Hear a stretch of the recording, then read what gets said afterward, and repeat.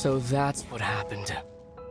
Istaroth, the ruler of time, must have had a hand in this. There's no other way that this meeting could have taken place. I knew only the ending. I've always been curious about the events that led to it.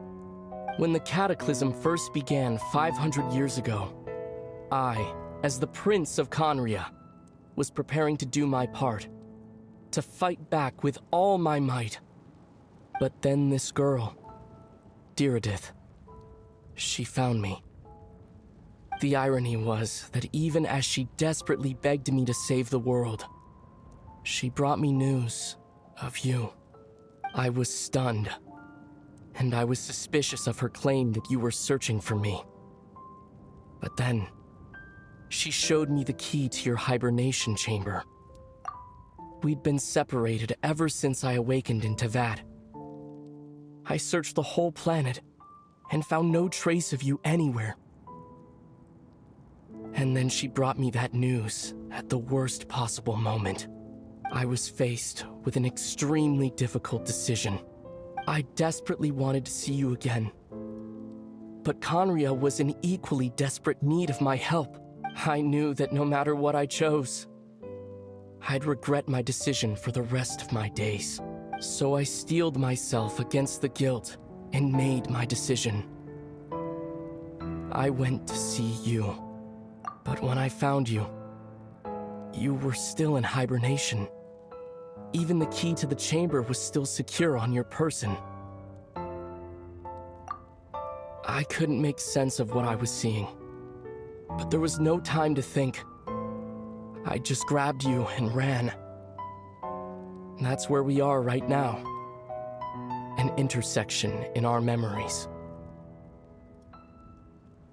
This question has haunted me for the past 500 years. I never imagined the answer would come to me like this. So, my actions 500 years in the future set everything in motion. Are you mocking me, Istaroth?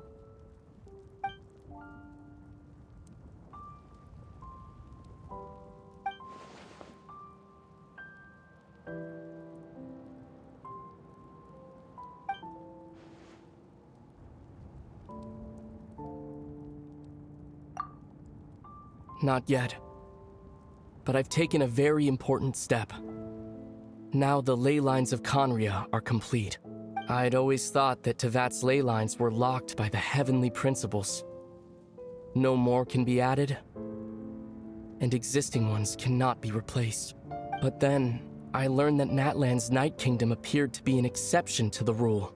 So, I directed the Abyss Order to feign an attack on Natlan, buying me some time to enter the Night Kingdom and negotiate with the Lord of the Night.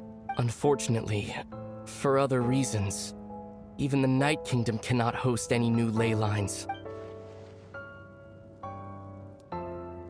Still, I received the Lord of the Night's permission and activated the Loom of Fate.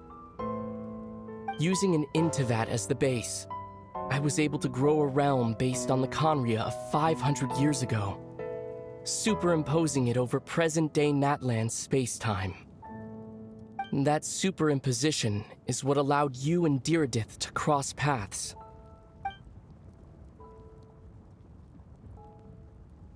After that, the new Conria was enriched with memories of the old. With those memories as raw materials, and the superimposed realm as a template, the Loom of Fate finally finished its work. What I now hold in my hand is the Atlas of the New World. This is the product of the Loom of Fate, holding within it the entire network of new Conria's ley lines. One day, I will find a suitable host location for it.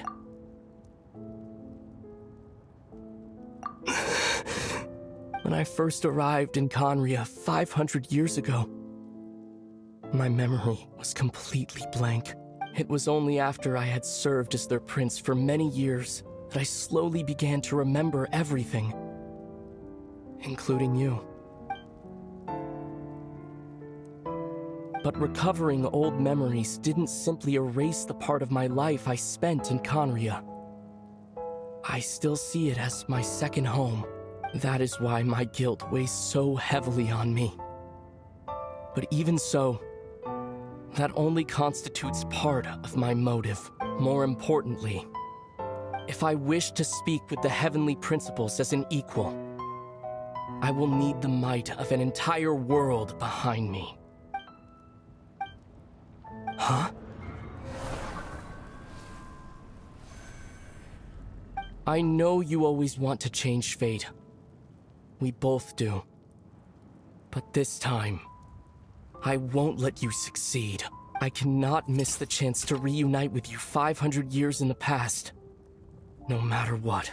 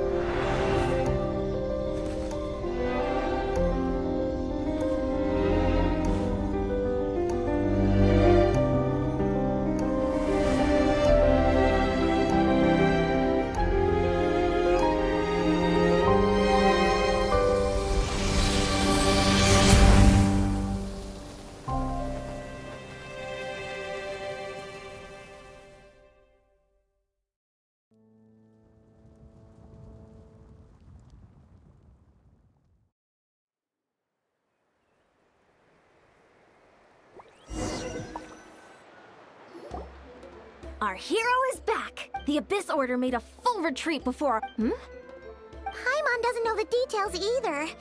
The Traveler just disappeared after taking Deirdre's hand. Paimon was looking all over for her, and then she suddenly reappeared, right back in the same—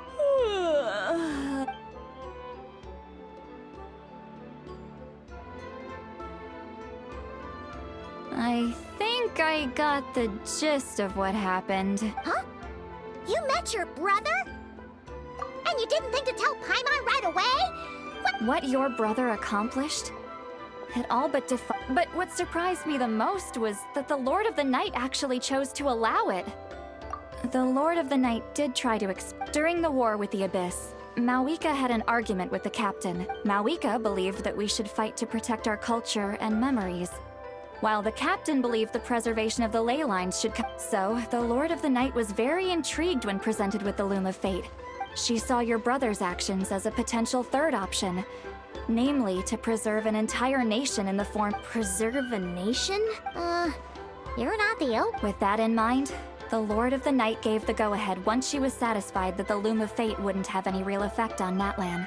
However, I believe she— An additional condition? No idea. She— Huh. Alright, well, let's not overthink this for now. I trust the Lord of the Night unreservedly. Don't you agree, Traveler? Come on, let's head back to the Collective of Plenty. Oh, Veressa should be there too. We'll treat you to a real feast. Huh?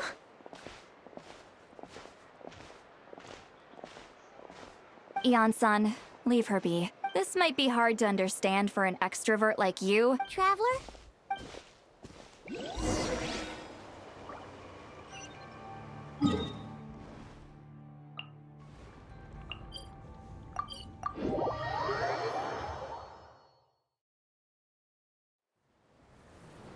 Bring it!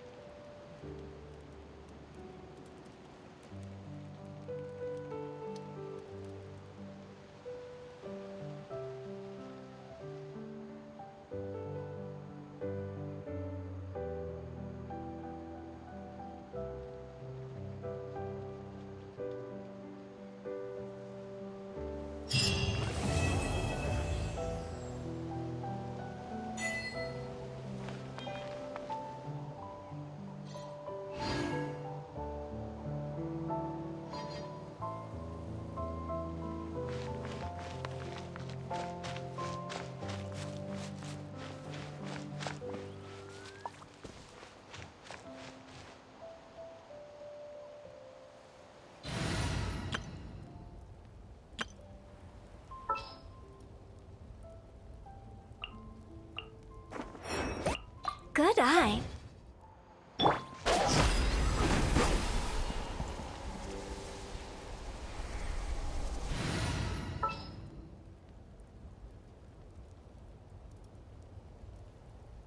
In the name of the princess.